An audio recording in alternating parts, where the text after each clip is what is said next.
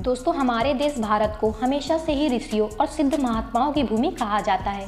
भारत में बहुत सारे ब्राह्मण पुजारी निवास करते हैं, जिनमें से एक कथावाचक भी होते हैं। भारत में कई ऐसे कथावाचक हैं जिन्होंने अपनी कथाओं और प्रवचनों के जरिए न केवल भारत में बल्कि पूरी दुनिया में भी हिंदुत्व का डंका बजा रखा है। लेकिन दोस्तों, आपके मन में कभी न कभी ये सवाल ज़रूर आया होगा कि आखिर ये सभी कथावाचक कितना कमाते होंगे।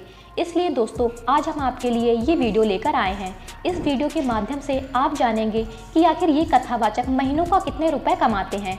अगर आप भी जानना चाहते हैं इन कथावाचकों की कमाई के बारे में, तो बने रहिए हमारे साथ वीडियो के एंड तक। नंबर 10, राजन जी महाराज। दोस्तों, राजन जी महाराज अपनी राम कथा और राम भजनों के लिए सबसे ज़्यादा प्रचलित रहते हैं।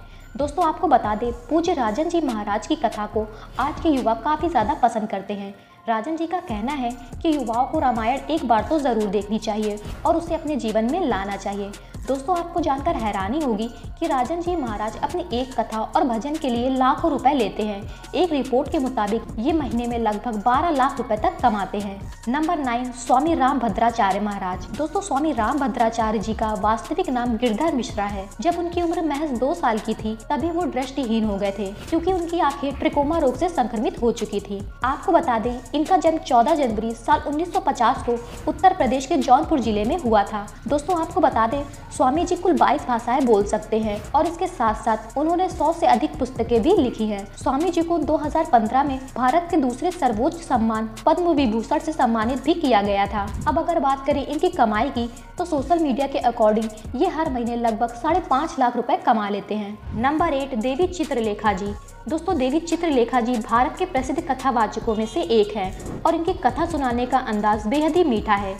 चित्रलेखा जी भागवत और राम कथा का पाठ करती हैं और लाखों लोग इनके प्रवचनों को सुनना काफ़ी पसंद करते हैं। इनकी आवाज़ में इतनी मधुरता है कि कभी कभी भक्त भगवान की भक्ति में लीन होकर रोने लग जाते हैं। 4 वर्ष की आयु से ही इन्होंने श्री गिरधारी बाबा नाम के एक बंगाली संत के मार्गदर्शन में गौड़ैया वैष्णववाद में शिक्षा प्राप्त करना प्रारंभ कर दिया था। इसके बाद महज 6 वर्ष की छोटी आयु में ही इन्होंने अपनी पहली भागवत कथा का पाठ वृंदावन के तपोवन में किया था। आज चित्रलेखा जी देश में ही नहीं बल्कि विदेश में भी कथा वाचन करती हैं। चित्रलेखा जी ने अपनी पहली कथा उत्तर प्रदेश के बरसाने में सुनाई थी। चित्रलेखा जी की कथाओं को टेलीविजन पर कई चैनलों के जरिए टेलीकास्ट किया जाता है। साथ ही इनका खुद का एक यूट्यूब चैनल भी है और रिपोर्ट्स के मुताबिक ये हर महीने 10 लाख रुपए तक कमा लेती हैं। नंबर 7, श्री इंद्रेश उपाध्याय जी। दोस्तों, श्री इंद्रेश उपाध्याय जी का जन्म 7 अगस्त 1997 को वृंदावन में हुआ था। आपको बता दें, श्री इंद्रेश उपाध्याय जब मात्र 13 वर्ष के थे, तभी इन्होंने श्रीमद् भगवद गीता का पूरा ज्ञान प्राप्त कर लिया था और अपने पिता के कहने पर एक कथा वाचन के साथ साथ एक भक्ति गायक भी बन गए। आज के टाइम पर इनका एक यूट्यूब चैनल है, जिसमें ये भक्ति गीत और कथाएं सुनाकर हर महीने 3.5 लाख रुपए तक कमा लेते हैं। नंबर 6, श्री गौरव कृष्ण शास्त्री जी। दोस्तों, श्री गौरव कृष्ण शास्त्री जी का जन्म 6 जुलाई साल 1984 को वृंदावन में हुआ था।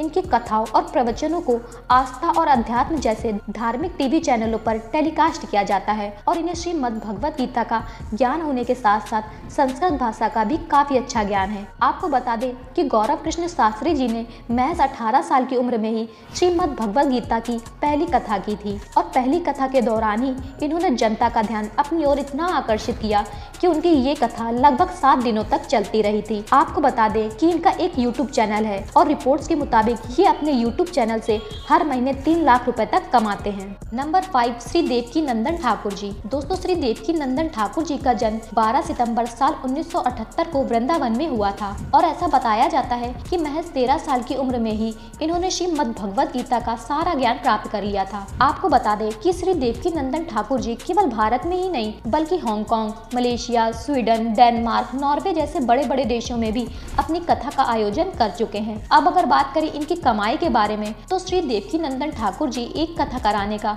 लगभग 7 से 8 लाख रुपए चार्ज करते हैं और इसके अलावा उनका एक यूट्यूब चैनल भी है, जिससे वो हर महीने 5 लाख रुपए तक कमाते हैं। नंबर 4, श्री अनिरुद्धाचार्य जी। दोस्तों, मशहूर कथावाचक श्री अनिरुद्धाचार्य जी का जन्म 27 सितंबर 1979 को मध्य प्रदेश के जबलपुर जिले में हुआ था। आपको बता दें कि श्री अनिरुद्धाचार्य जी ने अपने करियर की शुरुआत एक कथावाचक के तौर पर ही की थी, लेकिन आज के समय में वो एक कथावाचक होने के साथ साथ एक मशहूर भक्ति गायक भी हैं, जिनके भक्ति भरे गानों को सुनने के लिए हमेशा ही लाखों लोगों की भीड़ इकट्ठा हो जाती है। अब अगर बात करें इनकी इनकी कमाई के बारे में तो रिपोर्ट्स के मुताबिक ये एक कथा के लिए तकरीबन 7 लाख रुपए चार्ज करते हैं और इसके अलावा ये अपने यूट्यूब चैनल से हर महीने लगभग 3 लाख रुपए तक कमाते हैं। नंबर 3, जया किशोरी। मशहूर कथावाचक जया किशोरी जी का जन्म 13 जुलाई साल 1995 को राजस्थान के सुजानगढ़ में हुआ था और इनका असली नाम जया शर्मा है। दोस्तों, जया किशोरी जी के बारे में ऐसा बताया जाता है कि जिस उम्र में बच्चे अपनी पढ़ाई या खेलकूद करते हैं उस उम्र में जया किशोरी लोगों को भगवत गीता आदि की कथाएं सुनाया करती थी।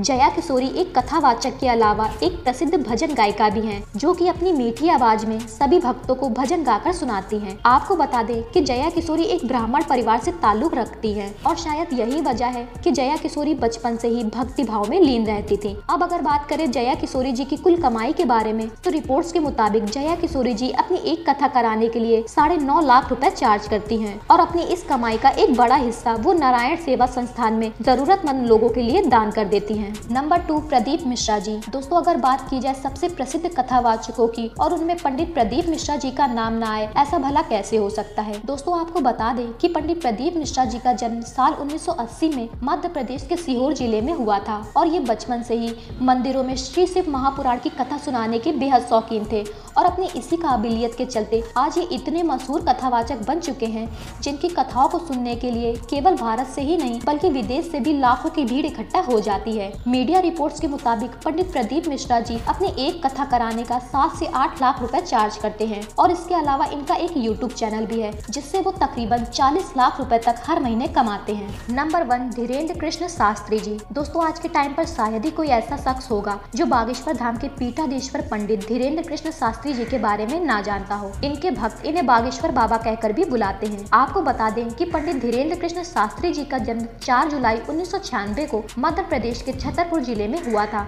वैसे तो ये रामचरितमानस और रामायण आदि की कथाएं सुनाने का शौक रखते हैं, लेकिन इसके अलावा पंडित धीरेन्द्र कृष्ण शास्त्री जी अपने दिव्य दरबार की वजह से काफी ज्यादा मशहूर हैं। धीरेन्द्र कृष्ण शास्त्री जी एक ऐसे दिव्य दरबार का आयोजन करते हैं जिसमें वो अपने भक्तों की हर समस्या का समाधान बताते हैं।